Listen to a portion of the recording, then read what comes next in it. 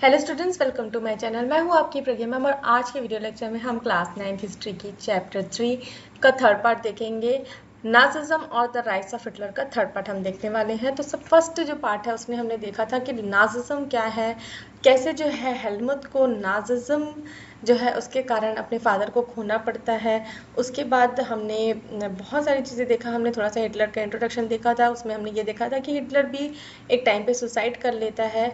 तो हिटलर के बारे में हम इसके बाद जो नेक्स्ट पार्ट है उसके बाद उसमें देखेंगे।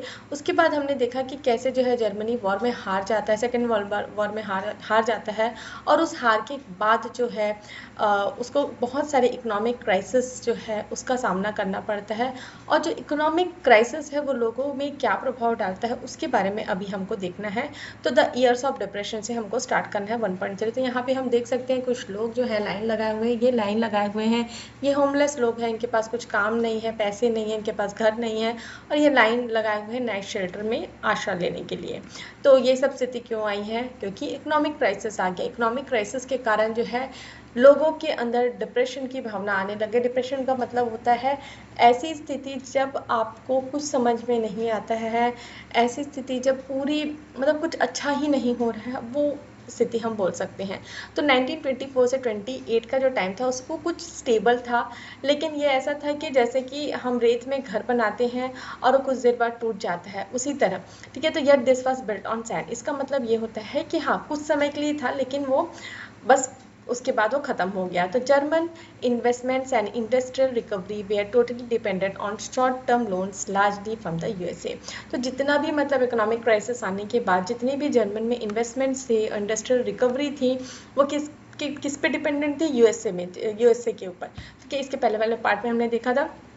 तो यहाँ पे कुछ कुछ शॉर्ट टर्म लोन्स है जो यूएसए प्रोवाइड कर रहा था जर्मनी को, क्योंकि जर्मनी की हालत हमने देखी थी इससे वाले पार्ट में। इससे पहले वाले पार्ट में करेंसी लेके आया, करेंसी के बाद करेंसी की वैल्यू इतनी गिर गई कि एक ब्रेड का पैकेट भी खरीदने के लिए उनको क्या कार्ट में पैसे भर के लेके जाने पड़ते थे। तो इतनी हाइपर इन्फ्लेशन की स्थिति आ गई थी। तो किसने हेल्प की थी? यूएसए ने। तो यूएसए के ऊपर डिपेंडेंट था जर्मनी। तो this support was withdrawal when the Wall Street exchange crashed in 1929। अब 1929 में क्या हुआ? वॉल स्ट्रीट एक्सचेंज, जैसे कि आपने नाम सुना होगा, इंडिया में है बॉम्बे स्टॉक एक्सचेंज और नेशनल स्टॉक एक्सचेंज।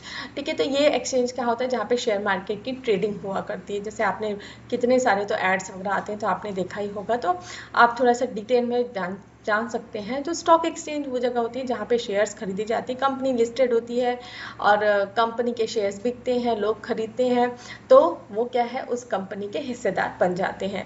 पूरा एक्सप्लेनेशन की तो काफ़ी टाइम हो जाएगा।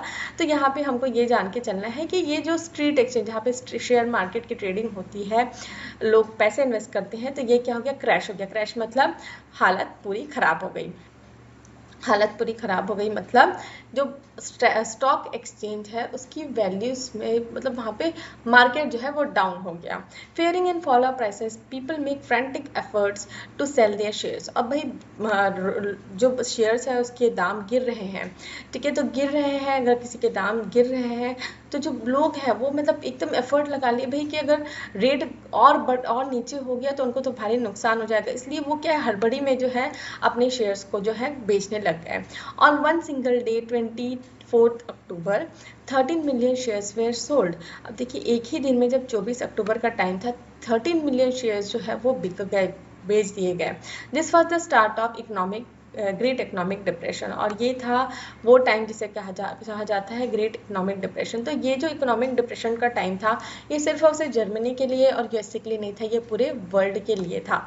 ओवर द नेक्स्ट 3 ईयर्स, और 3 साल आगे जो आने वाले 3 साल थे 1929 से लेकर 1932 तक, the national income of USA fail by half. तो जो नेशनल इनकम थी यूएसए की 1929 से 32 में के बीच में वो कितनी हो गई? पूरी आधी हो गई।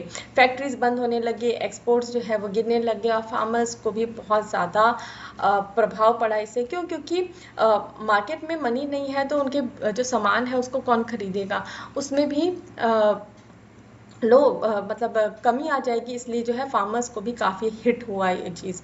और spectaculars withdraw their money from the market, और जो इन्वेस्टर्स थे, ट्रेडर्स थे, वो अपनी मनी जो है, जो पैसे हैं वो मार्केट से निकालने लग गए। मतलब अपना इन्वेस्टमेंट कहीं अगर उन्होंने किया है तो वहाँ से उन्होंने पैसे जो है हटा दिए।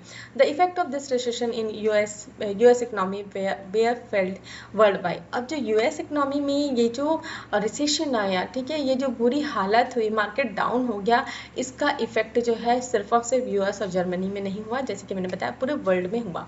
तो German economy was most hit by economic crisis. और ये जो स्थिति आई यूएसए में, तो इससे जो जर्मन इकोनॉमी है वो सबसे ज़्यादा हिट हुई, मतलब सबसे ज़्यादा प्रभाव पड़ा। By 1932 industrial production was reduced to 40% of 1929 level. तो जो 1929 में जो इंडस्ट्रियल प्रोडक्शन था वो क्या है, गिर के कितना हो गया, 40%। जितना भी 1929 में प्रोडक्शन हो रहा था उसका सीधा 40% हो गया 1932 में। Workers lost their jobs and were paid reduced wages, numbers of unemployed touched and unprecedented 6 million. सो जितने भी वर्कर्स थे उनकी या तो नौकरी छूट गई, या तो उनको वेजेस जो दिए जाते थे वो काफ़ी हद तक कम दिए जाते थे, बहुत ही ज़्यादा रिड्यूस्ड रहते थे। और जितने अनएम्प्लॉयड लोग थे उनकी संख्या कितनी हो गई, 6 मिलियन। अनप्रेजेंटेड 6 मिलियन का मतलब होता है कि कभी किसी ने सोचा भी नहीं था, कभी किसी के दिमाग में नहीं आया था कि इतना, मतलब इतना ज़्यादा लोग जो है अनएम्प्लॉयड हो सकते हैं। On the streets of Germany you could see men with placards around their neck saying willing to do any work।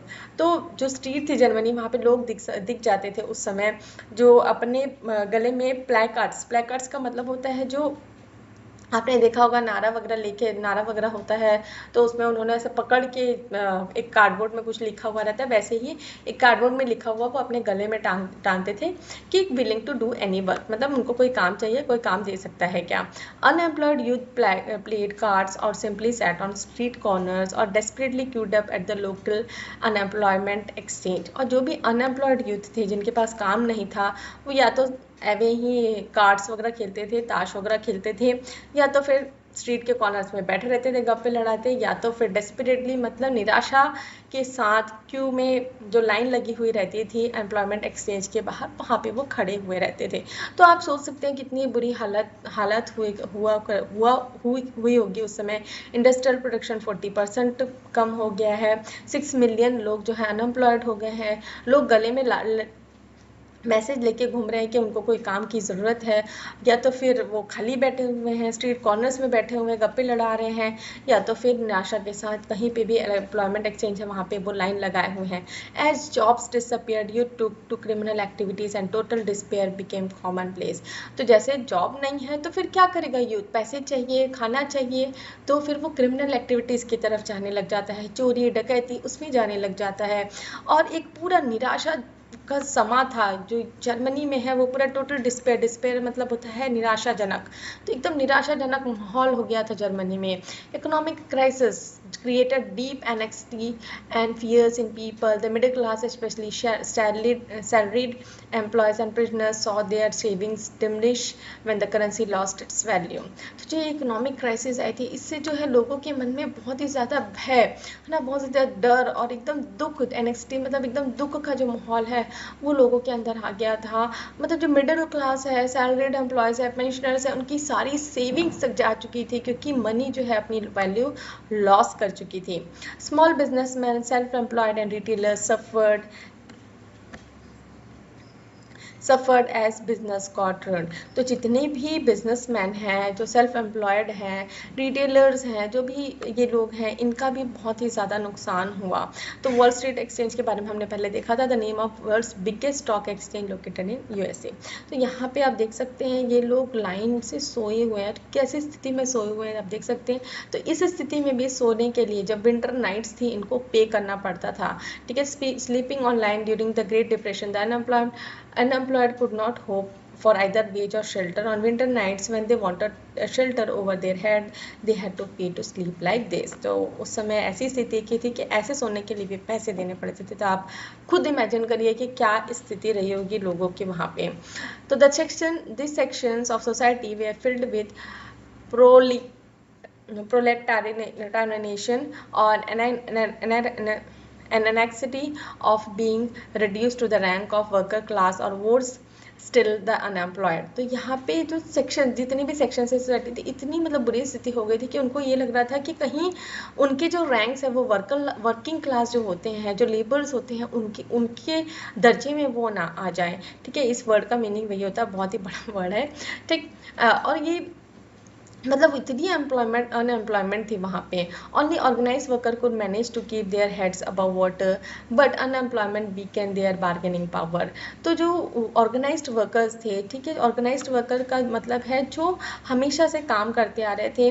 ठीक है, एक रहता है ना कि हाँ भाई ये व्यक्ति है, ये बहुत ही काम में माहिर है, इसको काम मिलना ही चाहिए। तो उस तरीके के जो वर्कर्स थे वो कुछ तरीके से अपने आप को सर्वाइव कर पा रहे थे। Keeping their heads above water मतलब वो सर्वाइव कर पा रहे थे, लेकिन जो अनएम्प्लॉयमेंट है वो उनकी जो बार्गेनिंग पावर है ना, एकदम स्किल्ड वर्कर है तो उसका काम की वैल्यू होती है, तो यहाँ पे उनके काम की वैल्यू ही नहीं थी, तो बार्गेनिंग पावर जो है वो क्या हो गया, कम हो गया। तो big business was in crisis, जो भी बिग बिजनेस थे वो भी क्राइसिस में थे, मतलब उनका भी कोई ठिकाना नहीं था। Large mass of peasantry were affected by a sharp fall in agriculture prices and women unable to fill their children stomach were filled with deep sense of despair.